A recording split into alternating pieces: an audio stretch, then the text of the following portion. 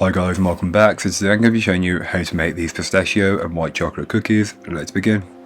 To get started on the recipe, you'll want to grab yourself a large mixing bowl, and into your mixing bowl place in your room temperature butter, followed by the light brown sugar and your granulated sugar. Then beat them together until they are lighter and fluffier in colour and consistency.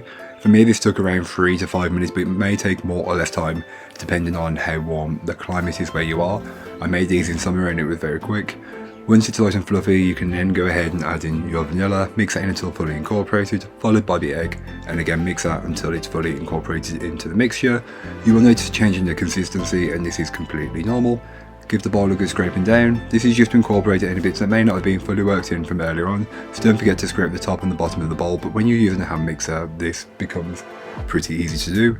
Then you can go ahead and add in your dry ingredients, which is your flour, salt and baking powder, followed by the pistachio and white chocolate. Then mix that on a low speed to start with, working your way up to a medium-high speed.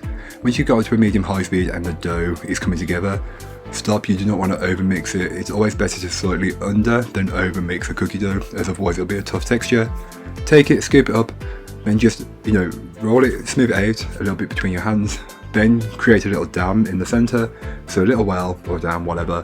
Fill that with some pistachio paste, close it up, then roll it up into a ball shape, place onto a tray and flatten slightly, as this will help them spread while they're baking.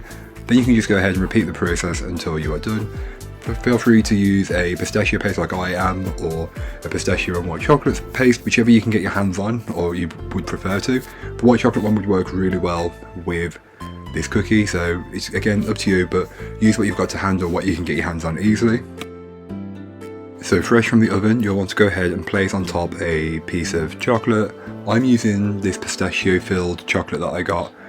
I had it in store, I can't remember where it was from, but it's got pistachio filling and kind of like a Kinder Bueno but with pistachio, so it works really well. Place on top some chocolate chips and some crushed pistachios on top, and then you're good to go. But that's all for today. I hope you enjoyed. If you did, don't forget to like, comment and subscribe for more from me, and I'll be back again soon with another recipe, so join me then.